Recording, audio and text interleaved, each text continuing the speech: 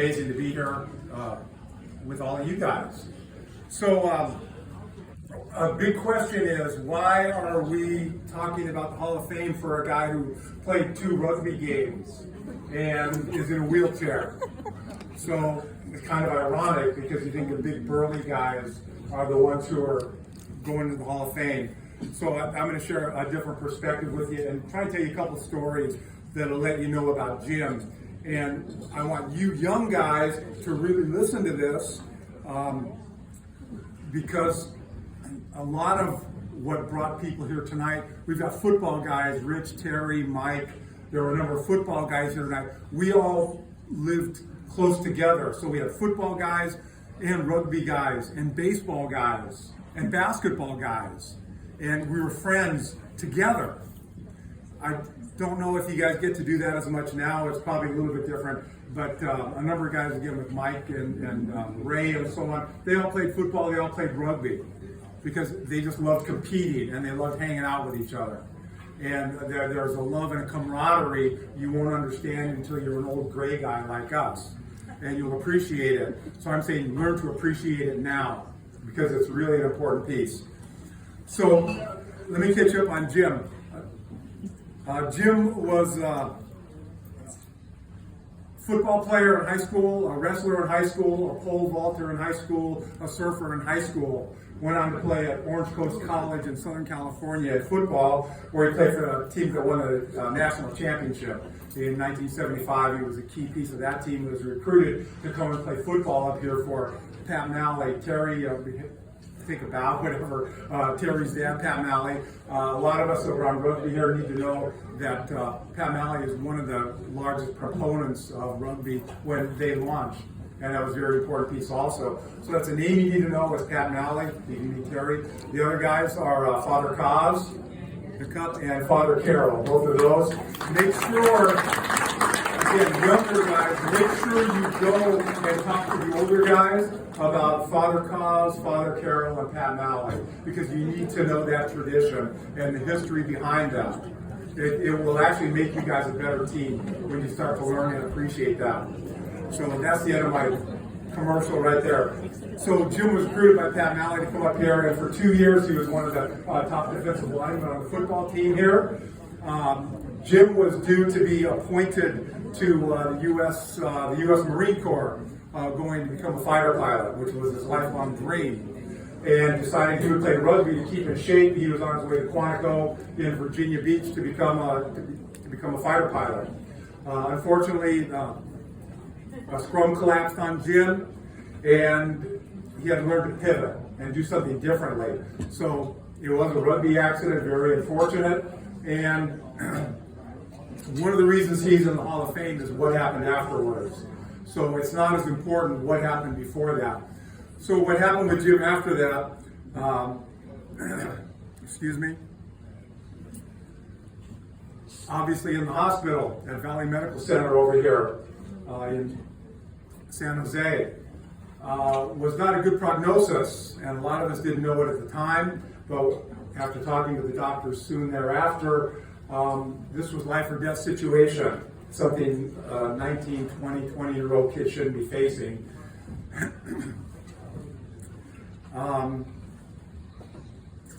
What I want to mention, a lot of people don't know this, but spinal cord injuries, you know this, they're pretty severe. But typically they will cut your life expectancy in half. For the first 3 months afterwards, each day you live after a spinal cord injury is a miracle. It's a very high fatality rate. So Jim's spirit brought him through that. So that's a really important piece right there. Brought him through a very dangerous time. That's one of the reasons that he's here.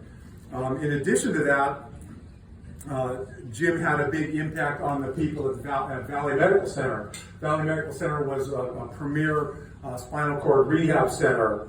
And when Jim went in there, they took a look at Jim and Jim's attitude and his friendships, all of the things that led up to him getting out of there successfully. And they said, we might need to change how we're approaching the people we're working with. At that time, about 20 to 25% of the people with spinal cord injuries would die within the first 5 years. And life expectancy, again, was cut significantly lower. And I talked with several of the doctors, and they all remarked about you take it day by day for a long time. So that's a part of what Jim was able to do. In rehab, Jim impacted the people there, and I'll tell you the short story here. I was in Saratoga. I was driving down the street. I saw a woman who was trying to find her dog, and I stopped off and said, "I'll help you find her dog." And I said, "You look familiar." And I wasn't trying to hit on her, and I thought maybe she thought I was, or I was some kind of creep. I don't know. But she said, "Well, I run the rehab center at Valley Medical Center." And I said, "Do you know Jim Parsons?" And she stopped and looked at me, and she said, "Were you one of those guys?" And we used to have giant parties in the hospital ward, in the rehab ward. Constantly there were people down visiting Jim, just to go check up on Jim. And pretty soon, well, we could have had a kegger down there, and it could have been the office. And it was really like that, which totally disrupted Valley Medical Center and their spinal cord rehab center, because this was nothing they were used to. So I was talking with this woman. Turns out her very first day as a physical therapist was at Valley Medical Center. Jim was her very first client. She went on to run the entire rehab center at Valley Medical Center. And she started telling me the stories about Jim and his legacy at Valley Medical Center. None of us knew, other than, hey, we were like a bunch of drunk jerks in the hallways half of the time, having parties. And she said, no, Jim impacted spinal cord rehab in Valley Medical Center in the United States, through Canada, and in huge parts of Europe. Because at that time, the attitude was, we'll take somebody who's been injured and we'll kind of throw them out in the, what I used to call the vegetable patch, and kind of wait to see if they died, and if they didn't die in a year of rehab, well, then they can go home. Well, Jim defied all that. In fact, excuse me, but he stuck his finger out at that. And he said,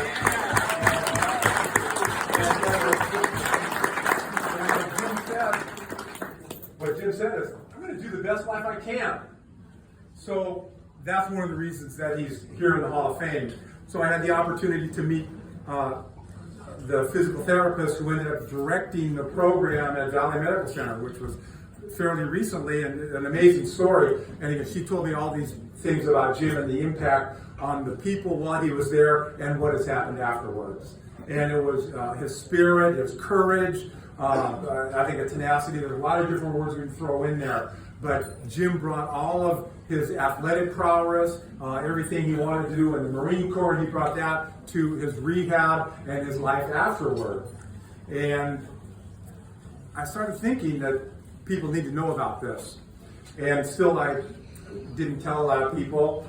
2 years ago now, I was out in Los Gatos at a Starbucks, and I saw a kid, a young athletic looking kid, but he was in a wheelchair. And I saw him, and for some reason I went over to talk to him, and I said, hey, what's going on? Can you talk for a second? Turned out he had been at Valley Medical Center 30, 40 years after Jim.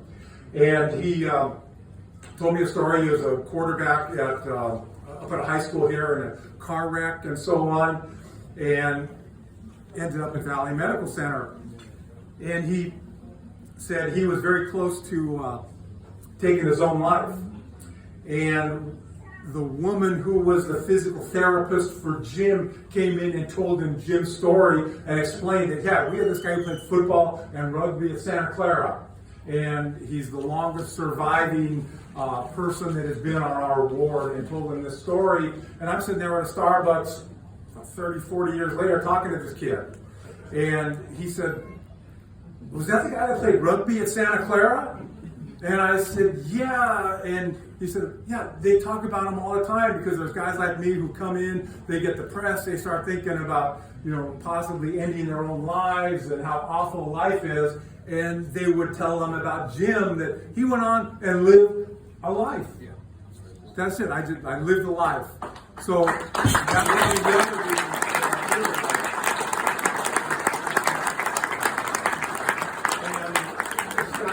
can I tell the one last story, if I can? You guys want? I got one more short story, and it'll kind of tie all this together. Make it quick. Yeah, I'll make it real quick. Exactly. Jim saying, "Get off of here." So, yeah. So I'm trying to give you the short version. We own Jim. Jim and his dad own the yellow house and the green house over here at Lafayette and Market. Okay. So Jim was living there. We all lived together, and there were. I don't know what we would call him now, but there were some young co-eds renting the house next door to us. That year, 1979, the San Francisco 49ers did their training camp at Santa Clara University. Okay? So the co-eds living in this house invited the San Francisco 49ers over to their house to go hot tubbing. All you guys know, you want to go hot tubbing, you don't hear it. You want to go hot tubbing, you hear something else. Yeah, they wanted to study, so there was a house full of 49ers, and this is 1979, and one of the girls ran over to the yellow house, Jim and me, and they said, "We're having some trouble at the house." And blah, blah, blah, about all of these guys drinking beer, wanting to hot tub, and these 3 girls trying to get them out of the house, and Jim and I go in the house, and we're trying to figure out how are we going to survive throwing a house full of 49ers out of your house. One of the girls came in and talked about a friend of hers who was being pursued by a very famous 49er player, to the extent that this guy was kind of shoving her down the hallway, moving towards the rooms, and the girl didn't want to be going down there. So, me being brave, I sent Jim in to go after this guy because the girl was a friend of ours. Well, Jim did follow the guy down and said, "Hey, come on out here a second." And the guy is, "Who are you? What are you talking about?" And they says, "Hey, bud, just get out of here." And so Jim says, "No, he's in a wheelchair." But understand, Jim 6 months out of the hospital. So this was a very famous 49er football player. Came after Jim and was going to punch Jim out after some conversation between the two.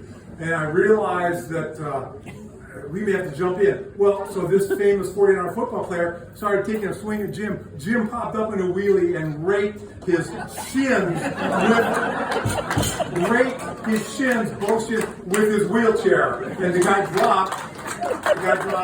And 2 other famous 49er football players came in and dragged this guy out of the house. Now, yeah. So,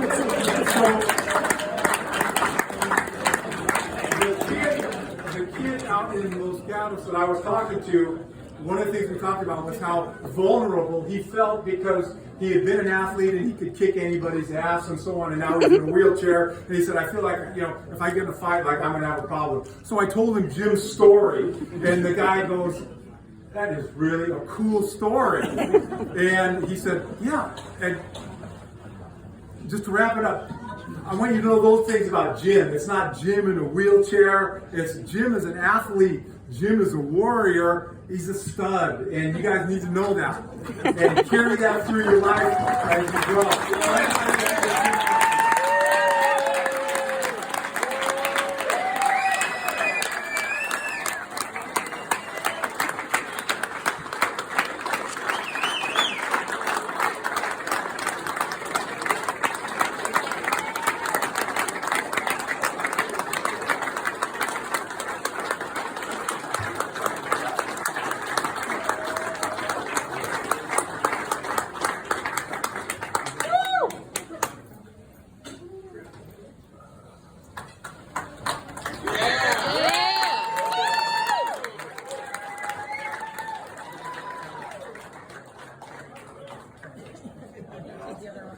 Scott obviously doesn't think an ADA 1. Get me out. Yeah, what size did you say? Yeah. Oh, wait. I will tell you personally, I will not, I promise God I would not say who they are. If you come up and ask me, I can probably give you some initials. It was a long time ago.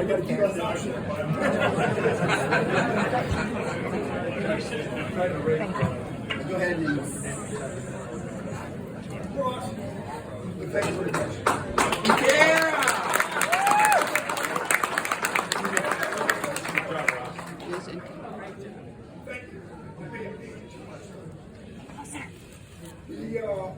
The story Ross covered pretty much with a lot of colorful stories. And 3 games, not 2 Ross. Yeah. I was an English major. I was good. So, off to basketball. Now I got back up with sort of laying there in the field, down the field, lying down, and everything kind of just goes, no. And the first thought I have, very first thought I have is, well, I guess I don't have to worry about getting married. Now, where did I come in your head? I wasn't interested in marriage. I did not have a girlfriend right then. I had no clue about that, but that popped in. But it was gone, and that was so untrue. Annette, my lovely bride, 34 years and counting. Thank you so much. So,